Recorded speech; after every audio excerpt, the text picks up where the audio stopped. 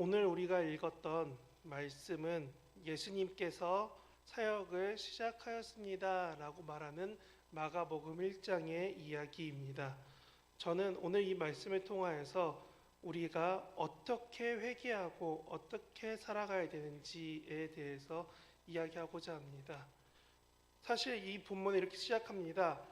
복음을 믿으라 라고 마지막에 끝나고 있습니다. 우리는 이 복음에 대해서 많이 들어왔고 많이 알고 있으며 많이 전하고 있습니다. 그리고 이것을 믿는 것은 하나님의 명령입니다. 근데 우리가 이 복음을 왜 믿게 되는지, 그 사람들이 왜 이 말씀을 중요시 여기는지 다시 한번 보시면 이렇게 시작합니다. 15절에 이렇게 시작하죠. 때가 찼고 때가 다하였기 때문에 여러분 어떤 때냐? 하나님의 나라가 곧 임하는 하나님의 심판이 있는 그 날이 멀지 않았기 때문에 여러분들은 지금 회개하고 복음을 믿어야 됩니다 라고 말하고 있습니다. 예수님이 전한 복음을 믿으라 하는 것은 제가 생각하는 것은 아무래도 제자들이 마지막에 더 추가하는 것 같아요. 근데 중요한 건 뭐냐면 이렇게 써 있습니다. 하나님의 나라가 가까이 왔으니 여러분들 회개하십시오. 그리고 예수님의 이야기를 믿기로 결단하십시오. 그래야지만 하나님의 심판의 날 그때에 우리는 심판을 받지 않을 수 있습니다. 그래서 우리는 무엇을 말하냐면 회개 기도라고 하면서 매번 기도할 때마다 하나님 앞에 이야기합니다.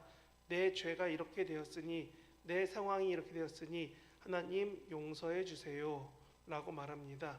복음에 대하여 듣고 믿기로 결정한 우리가 어느 순간부터 회개할 때에 이렇게 들어왔습니다. 돌이키세요 라고요. 무엇을 돌이키는 걸까요? 죄에서요?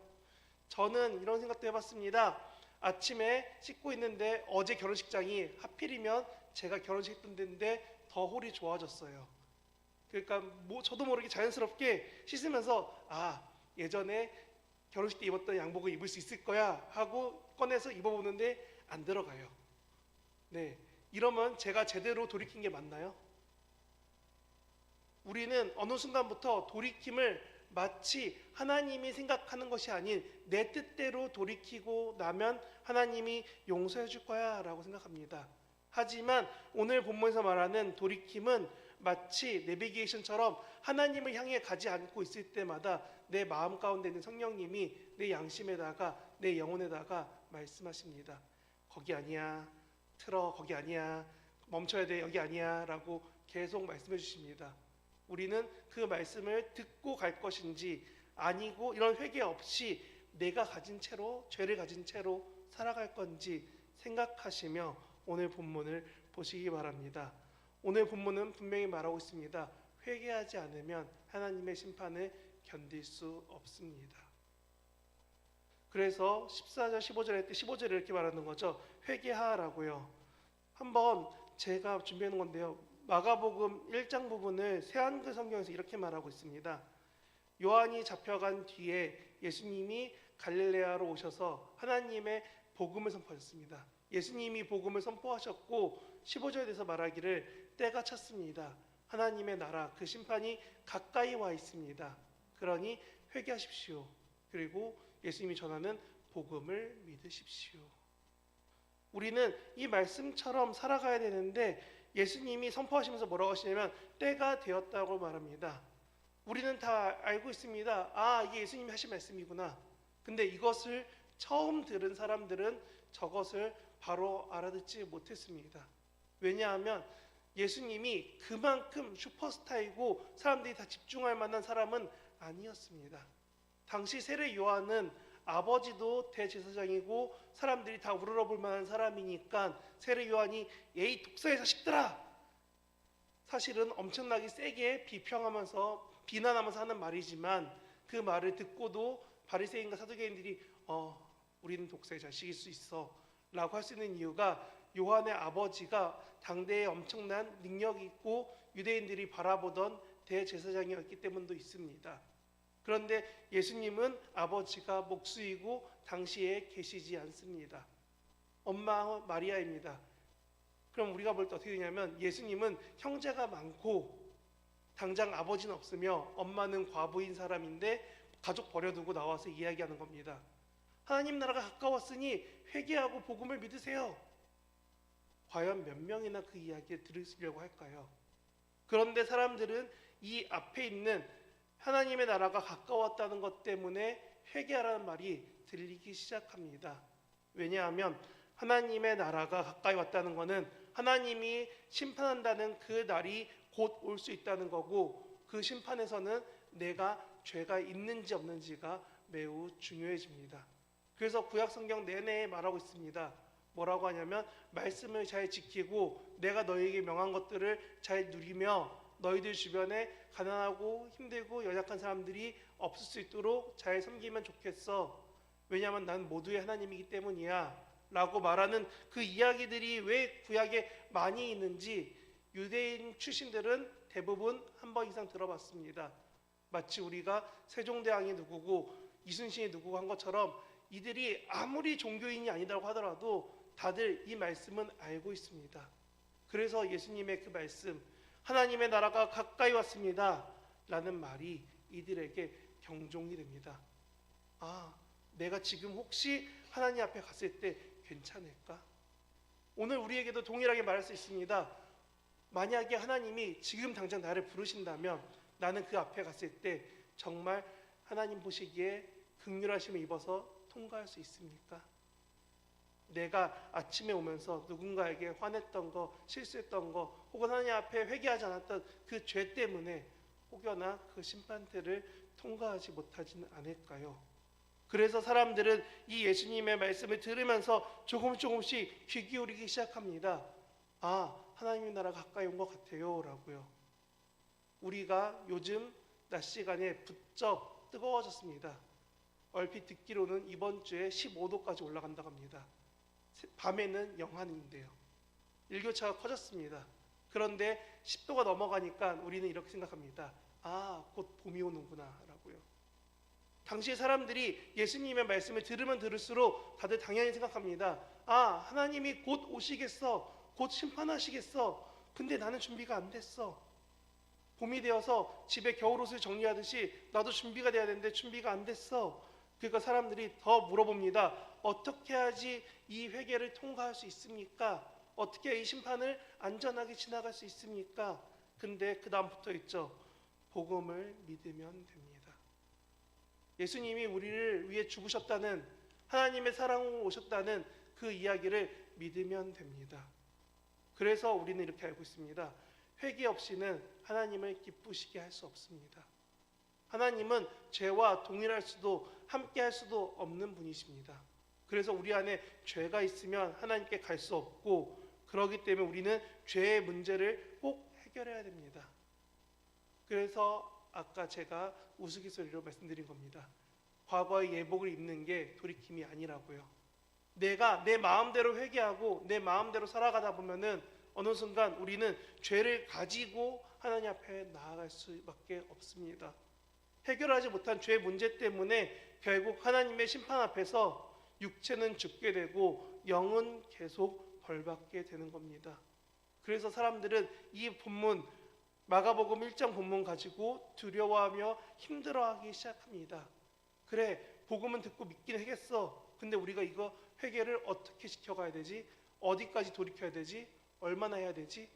이러고 있을 때 다시금 전하고 싶은 것은 누가복음 15장의 탕자의 이야기입니다. 이런 회개는 단순히 문제 해결, 내가 회개했어, 오늘 기도했으니까 끝이야 라고 끝나는 건 아닙니다. 마치 예방접종처럼 한 번 지나가면 끝날 이야기가 아니기 때문에 우리는 매일매일 매 순간순간 기도할 때마다 회개하는 겁니다. 왜냐하면 나도 모르게 죄성을 따라서 죄를 짓고 있기 때문입니다. 누가복음 15장 32절은 이렇게 쓰여 있습니다. 새한개성에 이렇게 써 있더라고요. 너의 이 동생은 죽었다가 살아났고 잃었다가 찾았다라고 말하고 있습니다. 우리는 탕자에 대해서 이렇게 생각합니다. 뭐라고요? 아, 흥청망청 놀다가 아빠가 좋아서 돌아왔네 라고 생각하고 있습니다. 사실 그 말도 맞습니다. 허랑방탕한 삶을 살고 나서 이제 돼지치고 있을 때 유대인은 감히 만지거나 가까이 하면 안 되는 그 돼지를 내가 어쩔 수 없이 기르고 있을 때, 내 삶은 부정함으로 가득 차 있을 때, 희망이 없는 그때에 사실 누가복음 15장에서 이 둘째 아들은 이렇게 말합니다. 스스로 돌이켜 이르되 내 아버지에게는 양식이 풍족한 품꾼이 얼마나 많은고, 근데 나는 여기서 굶어 죽네. 그러니까 돼지가 먹는 열매 먹으면서 내 신세는 돼지랑 별반 차이가 없어, 난 부정하고 난 준비되지 않을 수밖에 없어 라는 그 상황 가운데서 아들은 돌이킵니다. 어디로요? 아버지의 곁으로 가자라고요. 탕자의 이야기는 단순히 자기의 처지가 힘들어서 돌아간 것이 아니라 아버지의 집의 풍성함과 아버지의 사랑을 깨달았기 때문에 돌아간 것입니다. 그래서 저는 32절을 다시금 말씀드린 겁니다. 뭐라고 했냐면 32절 끝에 이러죠. 죽었다 살아나고 잃었다가 찾았다고요. 회개는 결국 내가 죽을 만큼 힘들어진 상황, 아니 죄 속에 있어서 하나님과 멀어져서 죽을 수밖에 없는 내가 회개함으로 살아나게 되는 겁니다. 하나님께서 멀어져서 하나님을 떠나서 잃어버렸던 내가 다시 하나님 품으로 돌아오게 되는 것, 그것이 바로 회개의 행동이라는 겁니다. 그래서 탕자가 아버지께 돌아갈 때 아버지는 멀리서 보고도 뛰어달려가서 만져주는 겁니다. 그만큼 하나님은 우리를 기다리신다 하는 게 누가복음 15장을 통해 우리가 기억하고 알아야 될 가장 중요한 사건입니다.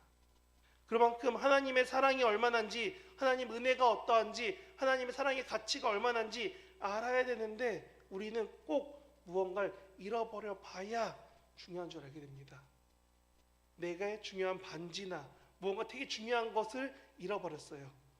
며칠을 찾아도 집에 나오지 않았어요. 그런데 짠 하고 나타나면 그때의 마음의 뿌듯함. 성경은 그래서 누가복음 15장에 뭐라고 말하냐면 100마리 중에 한 마리의 양이 도망갔어요.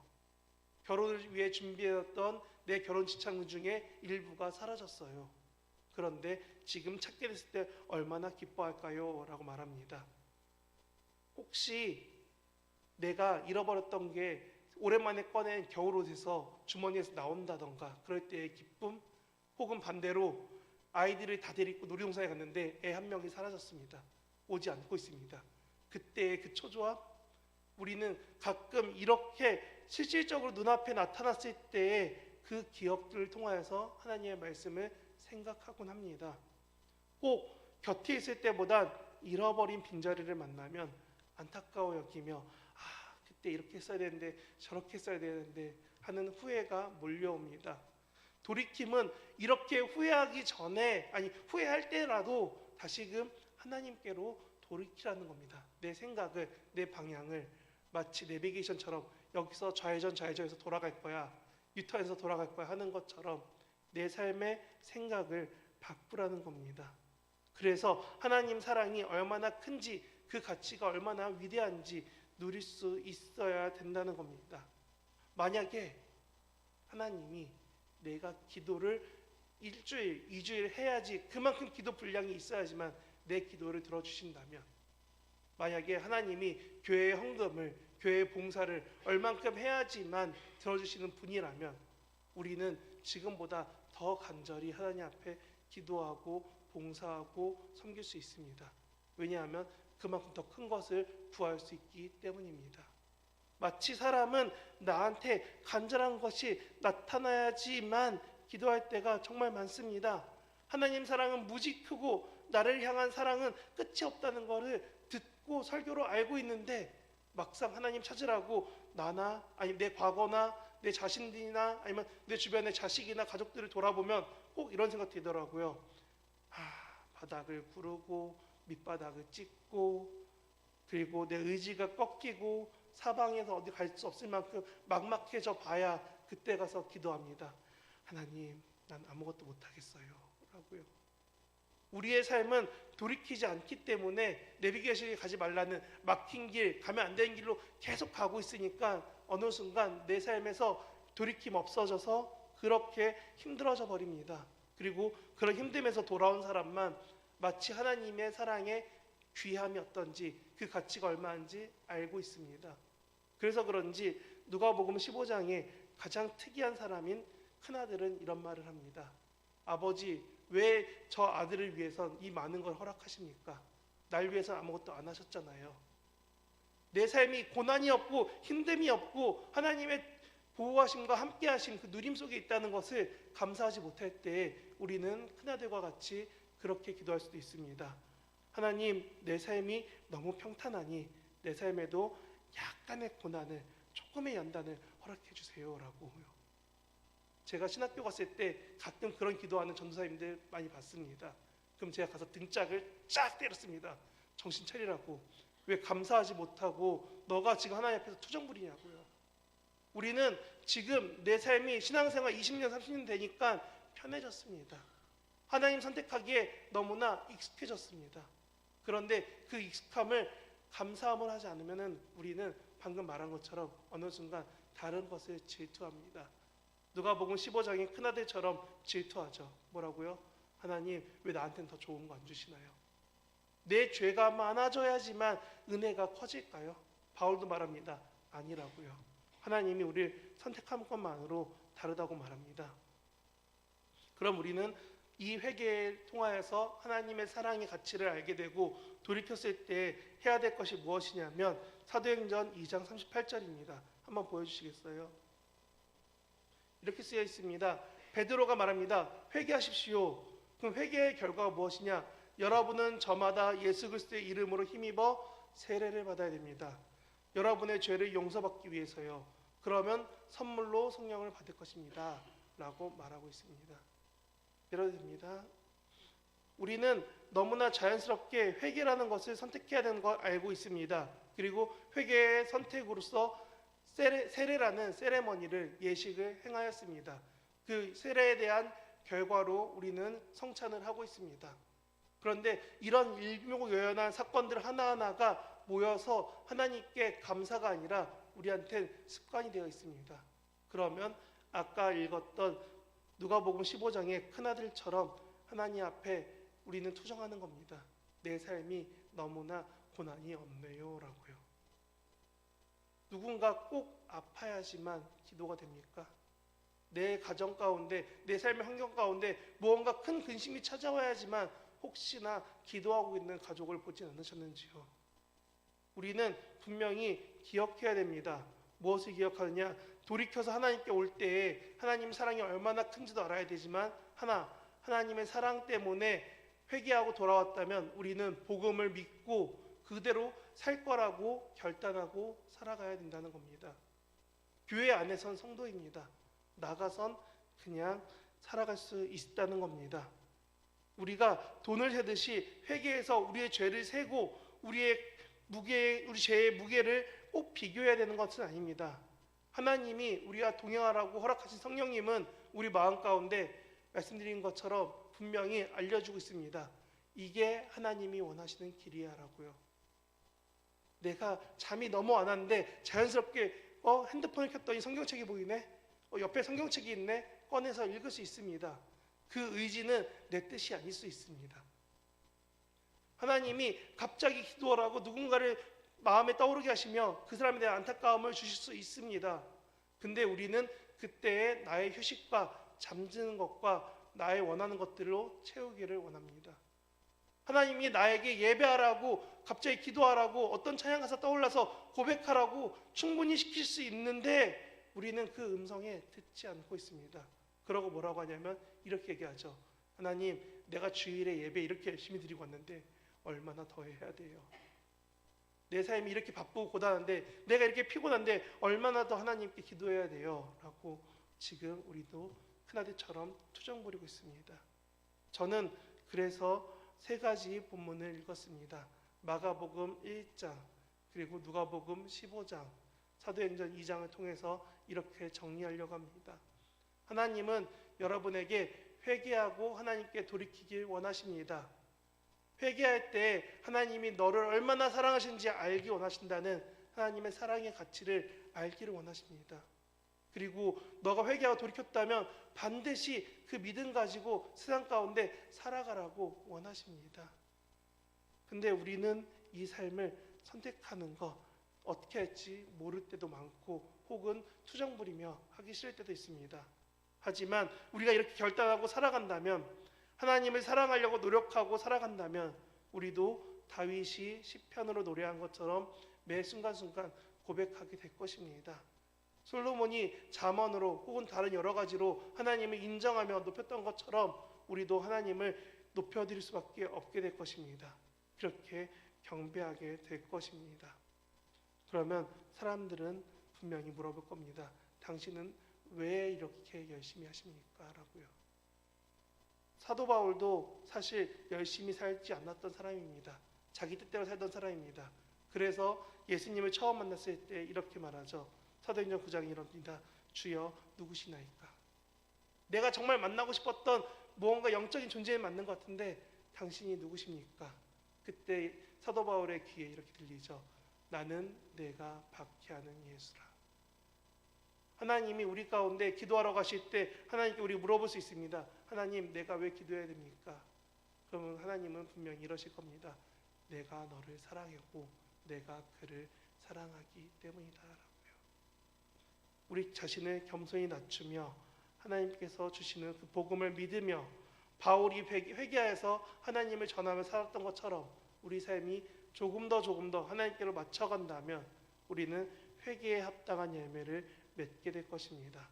그래서 예수님이라는 비누로 열심히 우리의 죄를 씻을 수 있기 바랍니다. 그 이름 붙잡고 매일 기도할 수 있으면 바랍니다. 하나님이 우리를 변화시킬 것입니다. 죄에서 돌이키도록 하실 것입니다. 죄에서 머물지 않고 죄에서 다시금 하나님께로 올 수 있도록 이끌어 주실 겁니다. 당장 유턴하듯이 100% 돌리지 못할지라도 180도 돌려서 하나님께 돌아오지 못할지라도 내 삶을 조금씩 변화시켜서 결국 하나님만 바라보게 하실 그 하나님을 의지하며 그 복음 믿으며 하루를 살아가시는, 그렇고 회개하고 복음만 붙잡고 살아가시는 저와 여러분 되시길 진심으로 바랍니다. 기도하겠습니다.